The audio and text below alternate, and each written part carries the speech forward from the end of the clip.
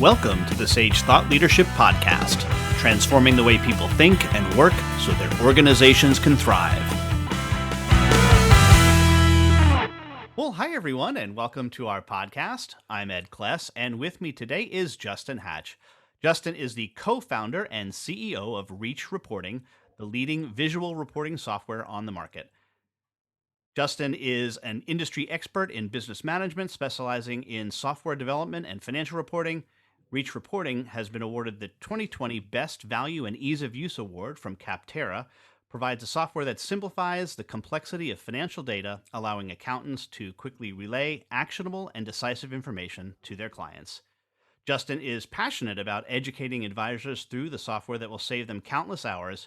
He's also a strong believer that relationships we build, both business and associations with clients, will provide much value in the future. Welcome to the Sage Thought Leadership Podcast, Justin Hatch. Hey, thanks very much for having me. I'm excited.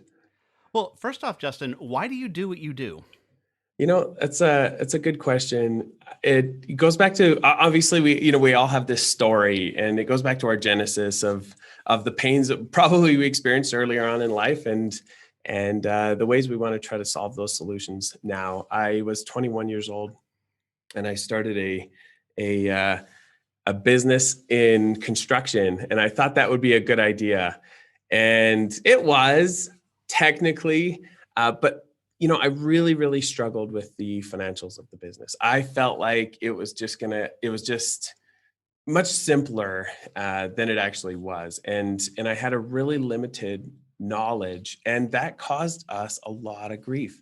We had to really endure through that. And ever since then, as I kind of learned the better way to do it, of careful management and organization of the financials, that's when I started to realize, man, I was not alone. I was one of tons and tons of people who were experiencing that same pain, and maybe experiencing it right now, that they just have this limited knowledge of understanding or understanding of financials, but they have this desperate need to be able to manage them. And to that end, before we started recording, you mentioned something to me which I had a lot of experience with previously, even taught some classes on it, called the data pyramid, which I think was developed originally by Peter Drucker, where he says there's data, then information, then knowledge, then wisdom at the top. Talk to me a little bit about how you've applied that in your life. We live and die by what we understand as humans, and so often we receive information or information to us on the data or information level, and often that information is not digestible. It's information that's too challenging for us, and we have this limited knowledge. And it's best told by a simple anecdote of two people driving a rally car, and they're racing down the road, and the driver had never been in the town that they're in, and the navigator had.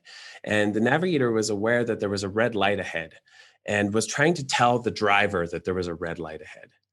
And so if you're telling the driver on the data level, you're going to tell the driver the IP address of the light, you're going to tell the driver the GPS coordinates, the hex codes, the hex color codes of each of the lights, the binary on off for them, and so on and so on.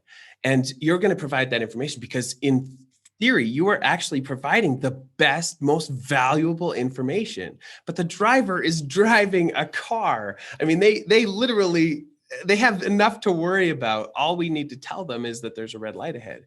So we'll bump it up a level, go from the data level, which is where we're just at, to the information level. And we'll say, hey, driver, on the corner of 5th and Main, there's a red light. Well, that assumes that the driver has any idea where 5th and Main is. That assumes that the driver has any idea where they are relative to 5th and Main. And it's just indicating that there's a red light. It's maybe not even indicating that it's red, that it's just there's a stoplight, and so there's a whole bunch of confusion. And so if you go up one more level, and this is the knowledge level, and this is the magical level. And I'll get to why it's magical, even more than the wisdom level, which is above it. But it's magical because you're providing context at this point. Now you're saying, hey, driver, there's a red light ahead. And what you've done is you've just distilled everything out. And you've just said, hey, you're going to need to deal with this. There's a red light coming up. It's given in a way that's easily understood by the driver. The driver doesn't have to worry.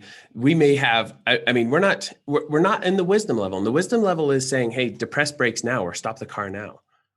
That may not be the best advice because we just don't know the situation. We don't know if the roads are icy. We don't know if there's a semi that's bound and determined to get through that light and is going to keep going. We don't know that situation as the navigator, but the driver does know that.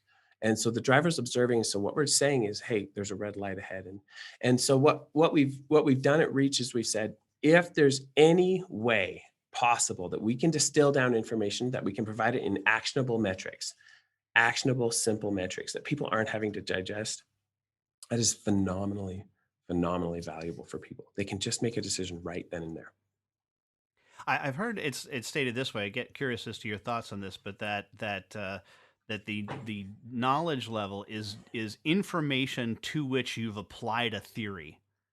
So Oh, you've interesting. posited some theory about the information and said this is how we, and that's what that's what essentially distinguishes it from information. Yeah, that's interesting. I mean, I don't know. You know, we've played along the lines of that being on the wisdom and knowledge. Where we have looked at it is we've said the knowledge level is contextual.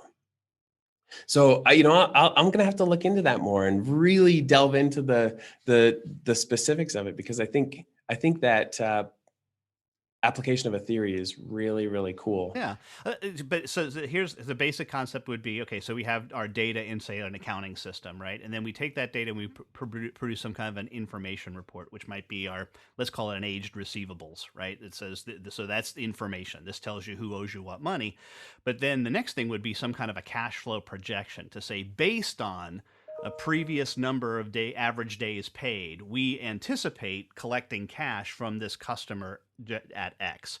And that's then knowledge because what you're saying is the theory is they're going to pay according to the average Right, days to right. pay. The Right. wisdom, of course, would be knowing this guy's going out of business. He ain't paying nothing, right? Yes. Yeah, isn't that the truth? And so often as advisors, it's absolutely critical that we really help guide people. And this, this lead actually, I don't know if you allow book recommendations, but I read that book called Building a Story Brand a few years ago, a couple of years ago, and that changed my perspective on. I mean, the book's about marketing, and so I thought, how's this going to be really relevant to what we're doing? But it's all about how you're not the hero. You're the advisor to the hero. You're not Luke Skywalker, you're Obi-Wan. And if you go into relationships with that mindset, it changes everything. If you go in, all of the copy you write and everything you say is that I will solve your problems. I'm the hero. I'm the hero. People don't resonate with that because in our own narratives in existence, we look at the world through our perspective, our from our focal point, and we are the hero in our story. So when people come to us and say, I'm the hero, it's like, wait, that doesn't resonate. But if they come and they say, hey, listen, I'm the advisor, I'm Obi-Wan, I'm here to help you, I'm your guide to help you get to that level and to accomplish whatever task or goal. And then you apply that DIKW pyramid. That's gold right there because now you take and you merge these two critical components. One that we're looking at this from the perspective of the hero, which happens to be the person who's really struggling with the pain, and two, that you're providing it on a level so that it's readily understood. It's we have a I don't know if it's our mission, it's a motto here at the office, and it's we absorb complexity so that others don't have to. And anytime we receive something, our objective is to absorb a level of complexity as much as we can before we pass it on to the next level. Well, you have given me the perfect segue to our exit question, which is a sage thought leadership first, and that is who is a hero of yours and why are they a hero?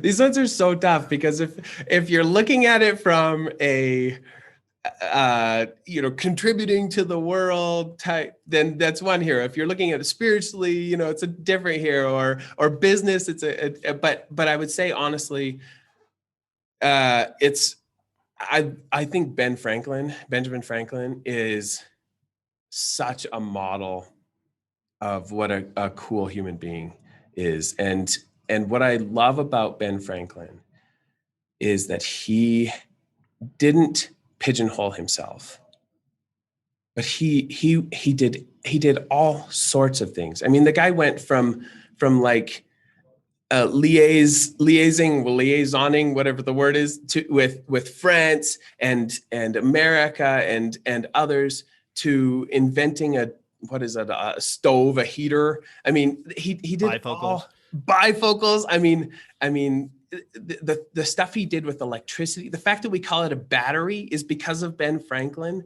I love and admire Ben Franklin for his contribution to the world, and I think all of us could stand to learn a lot from him. All right. And lastly, Justin, how can somebody contact you?